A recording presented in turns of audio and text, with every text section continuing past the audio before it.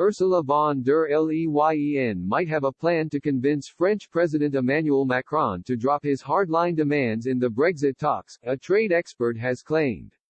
Mr. Macron is once again being extremely intransigent with Britain. Earlier this month, the two sides were said to be extremely close to reaching an agreement until several EU member states, spearheaded by France, raised serious doubts about the direction of the talks.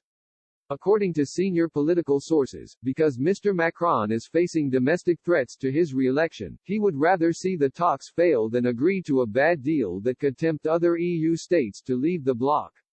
Europe's power to protect itself from major global rivals, pandemics, economic crises, migration and climate change will be a major electoral argument for Mr. Macron as he gears up for his 2022 re-election bid, most likely against National Rally leader Marine Le Pen, who he defeated in 2017.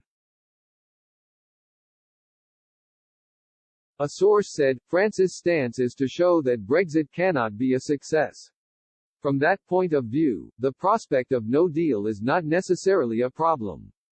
The claims come as Mr. Macron's close aide Clement Beaune recently warned that France will veto a bad post-Brexit trade deal.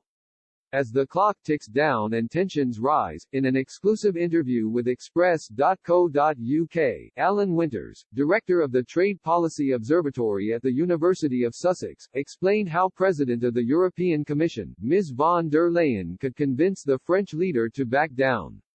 Professor Winters argued swapping senior jobs might be key to solving the impasse, as it has been done before.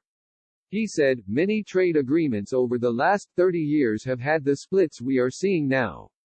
And they had to be settled through internal politics. It has almost always been France saying, we don't like this, we want to veto it.